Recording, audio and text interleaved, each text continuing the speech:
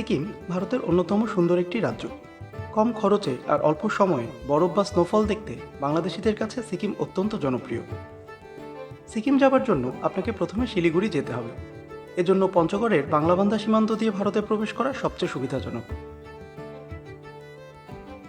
বাংলাবান্ধা সীমান্ত পেরিয়ে অটোতে করে খুব সহজেই পৌঁছে যাবেন শিলিগুড়ি বাসস্ট্যান্ড। সিকিম ভ্রমণের জন্য ভারতীয় ট্যুরিস্ট ভিসা ছাড়াও আলাদা অনুমতি নিতে হয়। শিলিগুড়িতেই আবেদন ফর্ম পূরণ করে রাখতে পারেন, যা পরে র্যাঙ্কপোতে গিয়ে অনুমতি সিল দিয়ে নিতে হবে। শিলিগুড়ি থেকে রিজার্ভড বা শেয়ার্ড জিপে করে গ্যাংটক যেতে পারেন, কিংবা চাইলে পাবলিক বাসেও যেতে পারেন। সময় কিছুটা বেশি লাগলেও যাত্রাপথে বাসের বড় জানালা দিয়ে তিস্তার চমৎকার ভিউ উপভোগ করতে পারবেন।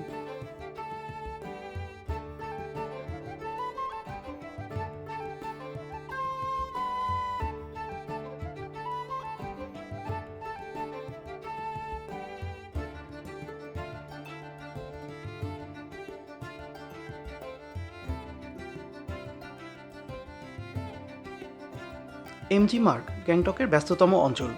এখানেই আবাসিক হোটেল, শপিং মল, রেস্টুরেন্ট কিংবা বিভিন্ন ট্যুর অপারেটরদের অফিস পেয়ে যাবেন। গ্যাংটক ছাড়া সিকিমের অন্য যে কোনো অঞ্চলে ভ্রমণ করতে হলে আপনাকে অবশ্যই কোনো একটি ট্যুর অপারেটরের প্যাকেজ নিতে হবে। তাই হোটেলে চেক ইন করেই পরবর্তী দিনগুলির ভ্রমণের জন্য পছন্দের ট্যুর অপারেটরের মাধ্যমে আবেদন করে ফেলুন। এক্ষেত্রে আপনার পাসপোর্ট, ভিসা, ছবি এবং র্যাঙ্কপো থেকে নেওয়া সিকিম ভ্রমণের অনুমতিপত্রের ফটোকপি দরকার হবে।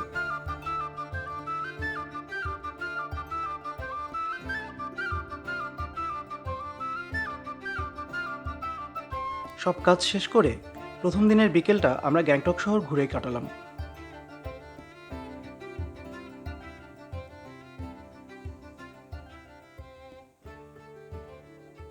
পরদিন আমাদের গন্তব্য ছিল নর্থ সিকিমের লাচুং। যাবার পথেই বেশ কিছু ভিউ পয়েন্ট আছে, যেখান থেকে পাহাড়ি ঝর্ণা আর তিস্তার অসাধারণ সৌন্দর্য উপভোগ করা যায়।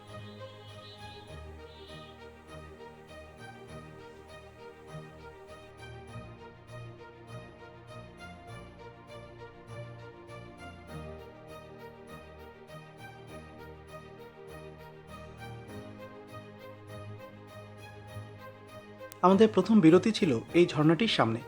মার্চের ভরা শীতের মৌসুমেও ঝর্ণায় পানির প্রবাহ ছিল বেশ ভালো।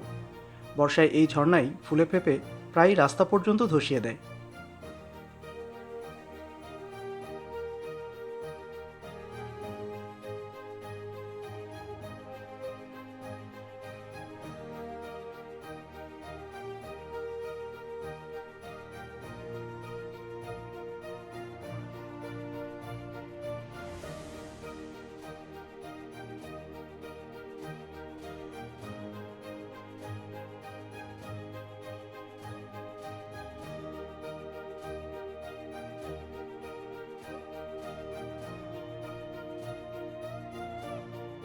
আমাদের পরবর্তী বিরতি ছিল এখানে, যেখান থেকে তিস্তার এক অদ্ভুত সুন্দর ভিউ পাওয়া যায়।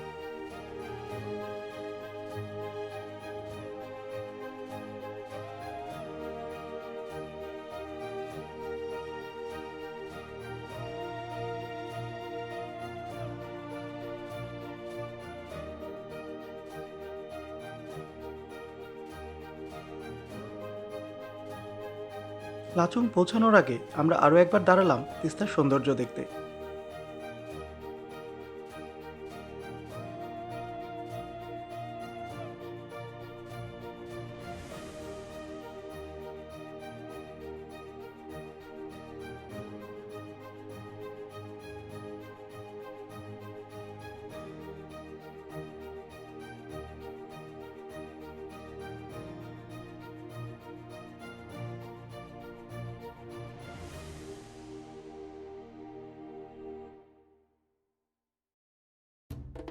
মেঘের ফাঁক দিয়ে দূরের পাহাড়ে জমে থাকা এক চিলতে বরফ দেখেই তখন আমরা আনন্দে আত্মহারা।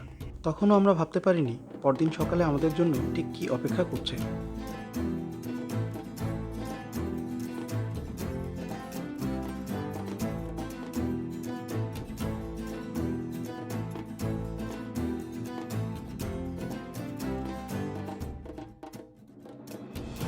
লাচুং পৌঁছাতে প্রায় সন্ধ্যা হয়ে যায়।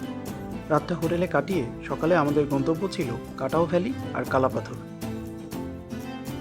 কালাপাথর আমাদের মূল প্যাকেজে না থাকলেও ড্রাইভারকে কিছু বাড়তি টাকা দিলেই সে এখান থেকে ঘুরিয়ে আনতে রাজি হয়। এখানে আসার আগ পর্যন্ত আমরা সেভাবে বরফের দেখা পাইনি,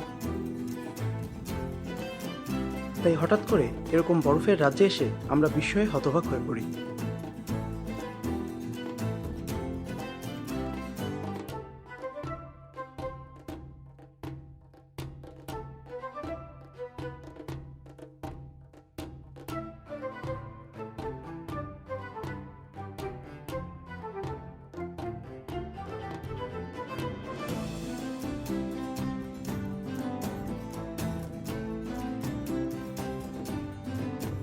তুষারপাতের জন্য রাস্তা বন্ধ থাকায় আমরা কালাপাথর পর্যন্ত যেতে পারিনি, তবে এ পর্যন্ত এসেই যা দেখেছি তাতেই মন ভরে গেছে।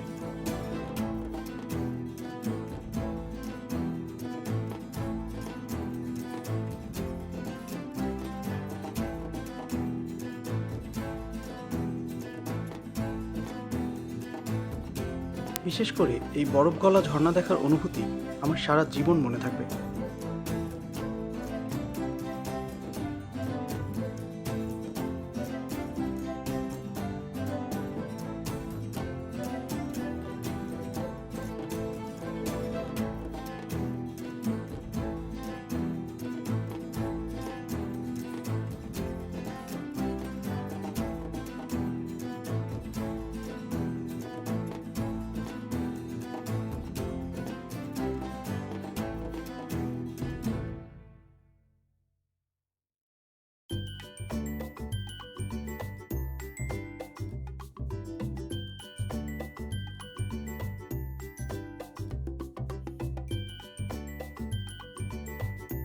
এই রাস্তা ধরেই চীনের সীমান্ত পর্যন্ত যাওয়া যায়, যদিও ওই সময় তুষারপাতের জন্য রাস্তা বন্ধ ছিল।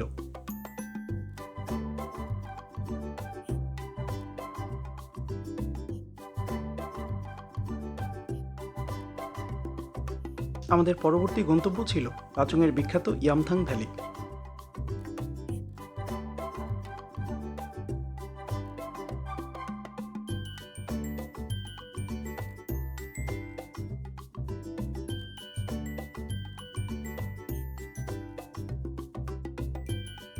তবে বরফ এবারও আমাদের জন্য বাধা হয়ে দাঁড়ালো।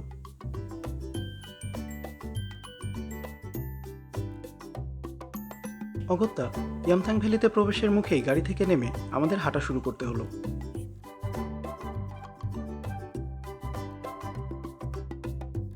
ভ্যালিতে প্রবেশের পরেই প্রথম যে শব্দটি আমার মাথায় আসে তা হলো অ্যামেজিং। এর আগেও আমার সান্দাকফু থেকে কাঞ্চনজঙ্ঘা দেখার অভিজ্ঞতা আছে,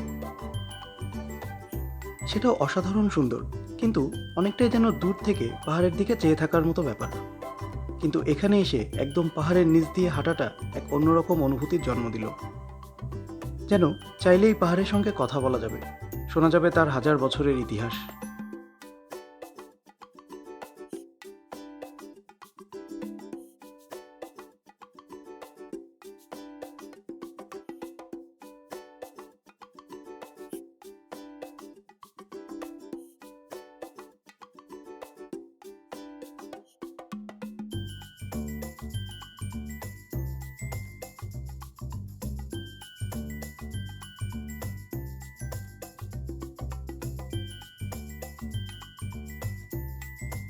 হেঁটে হেঁটে যত ভেতরের দিকে যাচ্ছিলাম, চারপাশের দৃশ্য যেন আমাদের ততই মন্ত্রমুগ্ধ করে রাখছিল।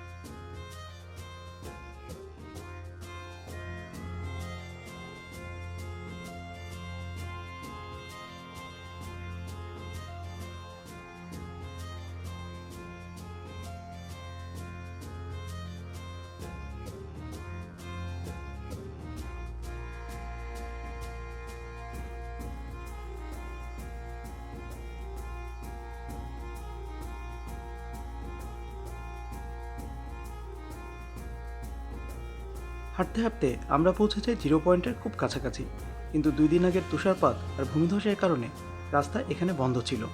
ইয়ামথাং ভ্যালি দিয়েই আমাদের নর্থ সিকিম ভ্রমণ শেষ হয়। আমরা ফিরে আসি গ্যাংটকে।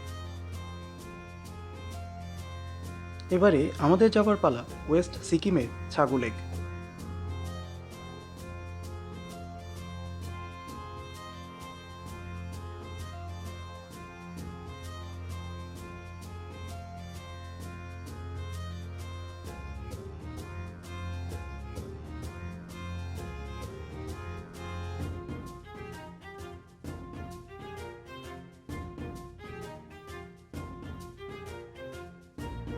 যাওয়ার পথেই চোখে পড়ল সমস্ত উপত্যকা নিচে বরফ আর উপরে মেঘে ঢেকে আছে। আর সেই সাথে আমরাও যেন প্রথমবারের মতো অনুভব করলাম সিকিমের ভয়ঙ্কর ঠান্ডা।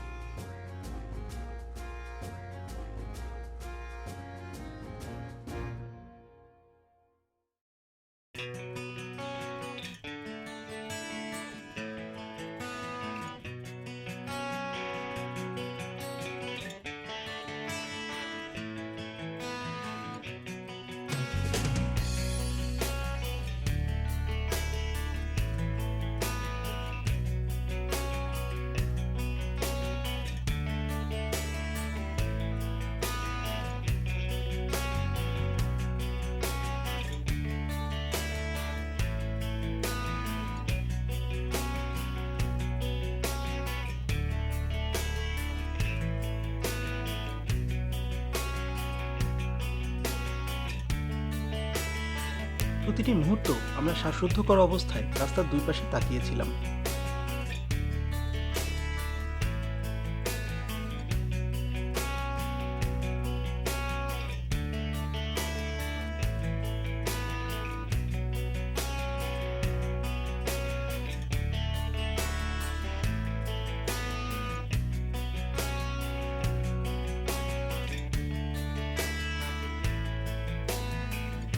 এই হলো ছাগু লেক, যেটি শীতকালে জমে বরফ হয়ে থাকে।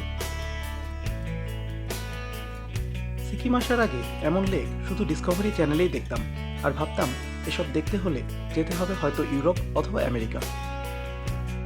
কিন্তু কে জানতো বাড়ির কাছে সিকিমেই দেখা মিলবে এরকম আশ্চর্য ল্যান্ডস্কেপ। যতদূর চোখ যায় সব বরফে ঢাকা, এ যেন বরফের মরুভূমি। কখন যে চারপাশে মেঘে অন্ধকার হয়ে এসেছে খেয়ালও করিনি। হুঁশ ফিরতেই দেখি চারপাশে একদম ফাঁকা।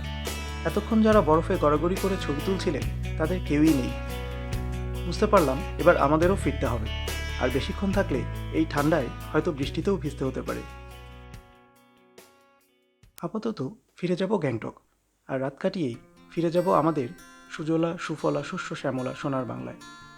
এমন বরফের রাজ্য ক্ষণিকের জন্য চমক লাগায় বটে, তবে আমার দেশের সবুজ শস্য ক্ষেতের সৌন্দর্য এর চাইতে কোনো অংশেই কম না। কারণ সবুজ শস্য ক্ষেত শুধু মনের ক্ষুধাই মেটায় না, সাথে পেটের ক্ষুধাও মেটায়, শোনায় বেঁচে থাকার গান। এবারের মতো বিদায়, ফিরব অন্য কোনো ভ্রমণের গল্প নিয়ে।